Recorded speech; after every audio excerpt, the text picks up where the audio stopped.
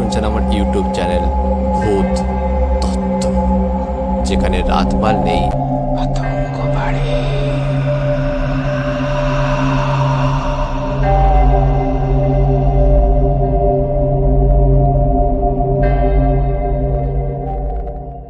নমস্কার, সকলকে স্বাগত জানাচ্ছি ভূত তত্ত্বের 87 নম্বর এপিসোডে।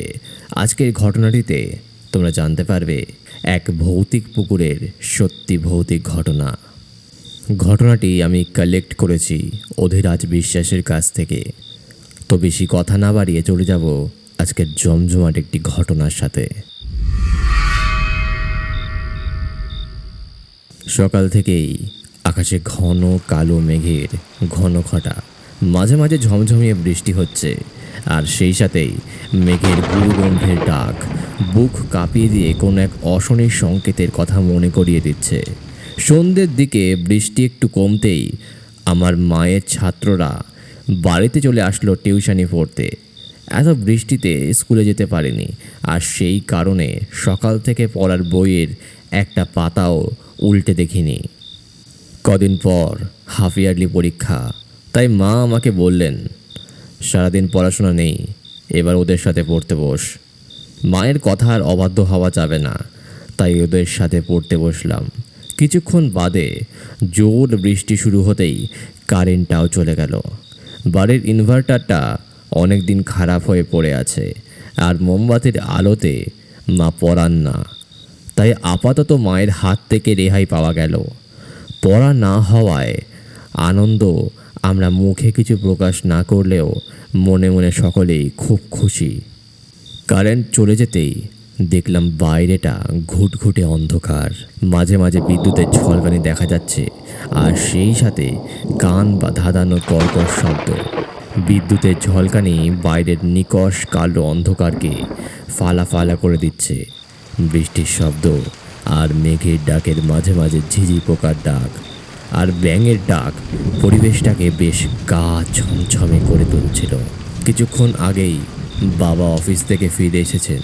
হাত মুখ ধুয়ে পোশাক পাল্টে বাবা বারান্দায় গিয়ে বসলেন, আর আমাদের সবাইকে বারান্দায় এসে বসতে বললেন।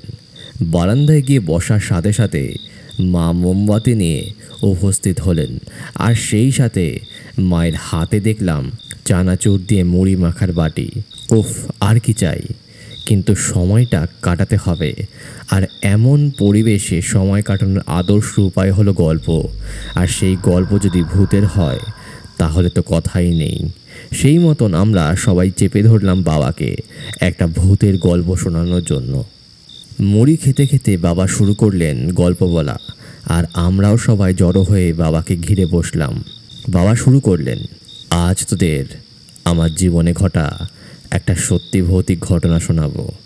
ছোটবেলা থেকেই আমার মাছ ধরার নেশা, কিন্তু ওই সেদিনের ঘটনার পর থেকে আমি আর মাছ ধরতে যাই না।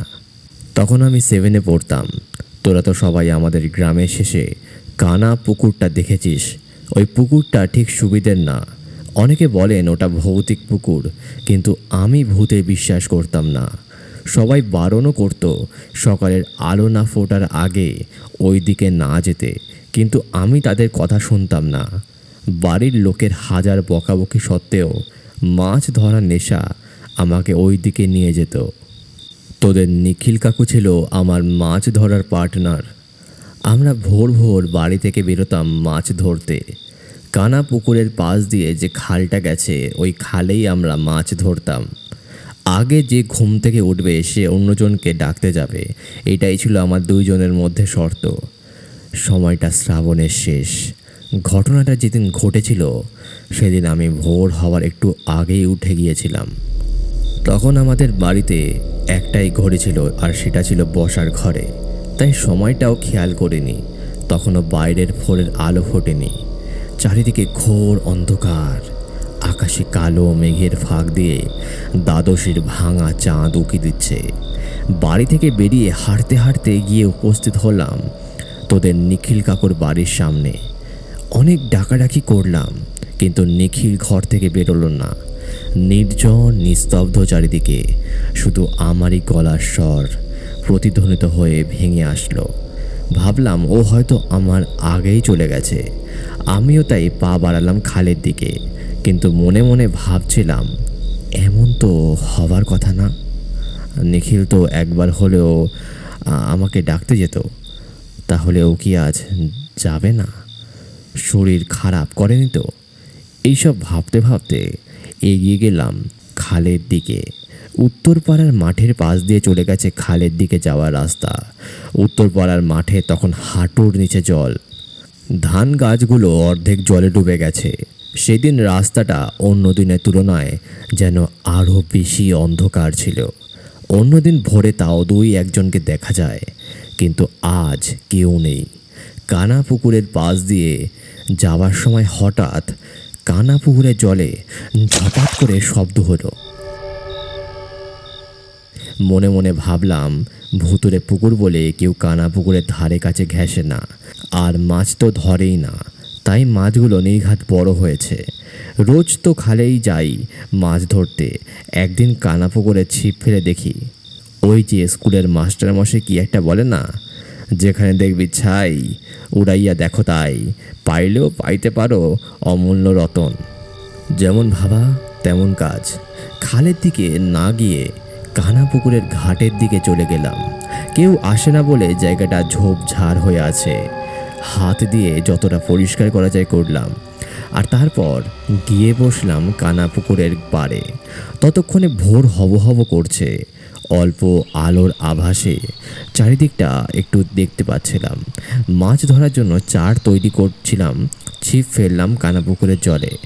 প্রায় 10-15 মিনিট হলো, কিন্তু কোনো মাছ আমার ছিপে ধরা পড়ল না। হঠাৎ করে মনে হলো আমার পেছনে একটা কান্নার আওয়াজ, কোনো বাচ্চা ছেলের কিংবা কোনো মহিলার কণ্ঠস্বর। আমি চমকে পেছনে তাকালাম, না, কেউ নেই। কিছুক্ষণ বাদে আবার সেই শব্দ কানে আসলো। আমি চিৎকার করলাম, কে কে কাঁদছে? কোনো উত্তর পেলাম না। মনের ভুল ভেবে উড়িয়ে দিচ্ছিলাম ব্যাপারটাকে। ভাবলাম দূরে কোনো বাড়িতে কোনো বাচ্চা কাঁদছে, চারিদিকে শান্ত বলে হয়তো শব্দটা কাছে আসছে। কিন্তু না, কান্নার আওয়াজটা আস্তে আস্তে আরও কাছে আসতে লাগলো। আশেপাশে দেখলাম কেউ কোথাও নেই। অল্প ভয় ভয় করতে শুরু করলো। মনে মনে ভাবলাম কোমরে লোহা বাঁধা আছে, তাই ভয়ের কিছু নেই।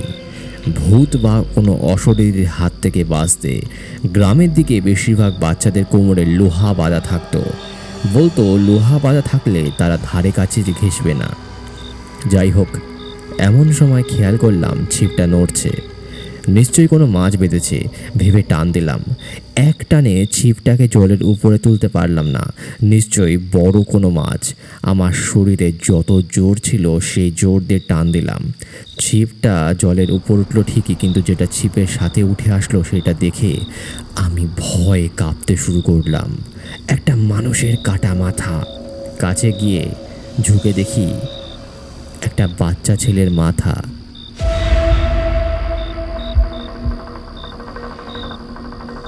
ভয় পালিয়ে আসো ভাবছি, এমন সময় হঠাৎ অনুভব করলাম একটা শীতল হাত কেউ আমার কাঁধে ছোঁয়ালো। পেছন ঘুরে আঁতকে উঠলাম। দেখি একটা বাচ্চা ছেলে, যার পা থেকে ধর অবধি আছে, গলা থেকে মাথা কাটা। ভয়ে আমার হাত পা শিউরে উঠল, আর শিরদাঁড়া দিয়ে একটা ঠান্ডা স্রোত বয়ে যেতে লাগলো। আমি রীতিমতো দরদর করে ঘামতে শুরু করে দিয়েছি। নিজের বুকের ধড়ফড়ানির শব্দ শুনে নিজেই ভয় পাচ্ছি। আরও চিৎকার করার চেষ্টা করলাম, কিন্তু গলা শুকিয়ে গেছে। ওই দৃশ্য দেখে আমি ভয়ে পিছনে পুকুরের দিকে পিছিয়ে যাচ্ছিলাম। যত পিছিয়ে যাচ্ছি বাচ্চাটি ততই আমার দিকে এগিয়ে আসছে। আর একটু ভালো করে দেখলাম, শুধু বাচ্চা ছেলেটাই না, তার পেছন পেছন আরও কয়েকটা ছায়ামূর্তি দেখা যাচ্ছে। তাদেরও সেম পা থেকে ধর অবধি আছে, কিন্তু মাথা নেই। আর সবাই আমার দিকেই এগিয়ে আসছে। মনে হচ্ছে আমার গলা টিপে ধরবে। পিছিয়ে যেতে যেতে আচমকা পা হড়কে পড়ে গেলাম কানা পুকুরের জলে। প্রাণপণে চিৎকার করলাম। গলা দিয়ে আওয়াজ বেরিয়েছিল কিনা জানি না, মনে হচ্ছিল জলের ভেতরেও একটা শক্ত শীতল হাত আমার পা ধরে ক্রমশ পুকুরের ভেতরে গভীর জলে টেনে নিয়ে যাচ্ছে। হাতটা ছড়ানোর চেষ্টা করলাম, কিন্তু ছাড়াতে পারছিলাম না। তারপর আমার আর কিছু মনে নেই, হয়তো জ্ঞান হারিয়ে ফেলেছিলাম। জ্ঞান যখন ফিরল তখন দেখি বাড়ির বারান্দায় আমাকে দেখতে গোটা পাড়া এসে জড়ো হয়েছে। সে যাত্রায় সুস্থ হতে কয়েকদিন সময় লাগলো। সুস্থ হওয়ার পর নিখিলের কাছে শুনি সেদিন নিখিল আমাকে ডাকতে আমার বাড়ি যায়। গিয়ে শোনে আমি অনেক আগেই বেরিয়ে গেছি, তাই নিখিলও জোর পায়ে খালের দিকে যাচ্ছিল। কানা পুকুরের পাশ দিয়ে যাওয়ার সময় শোনে কানা পুকুরের জলে কেউ দাপাদাপি করছে। একটু উকি দিয়ে দেখে আমি কানা পুকুরের জলে হাবুডুবু খাচ্ছি। নিখিল ওই দৃশ্য দেখে দৌড়ে গিয়ে আমাকে কোনো রকমে টেনে পাড়ে তোলে। ততক্ষণে ভোরের আলো ফুটে গেছে, তাই আমাদের মতোই কয়েকজন খালে মাছ ধরতে আসছিল। তাদেরই সাহায্য নিয়ে ধরাধরি করে আমাকে বাড়ি নিয়ে আসে। তবে নিখিল ওই কাটা মাথা বা ওই মূর্তিগুলোকে দেখেনি। এত দূর বলে বাবা একটু থামলেন। ঘটনা শুনতে শুনতে আমাদের এতটাই ভয় লেগেছে যে গলা দিয়ে স্বর বেরোচ্ছিল না। কোনো মতে মায়ের এক ছাত্র বাবাকে জিজ্ঞেস করলো, কাকু, তাহলে সত্যি কানা পুকুরে ভূত আছে?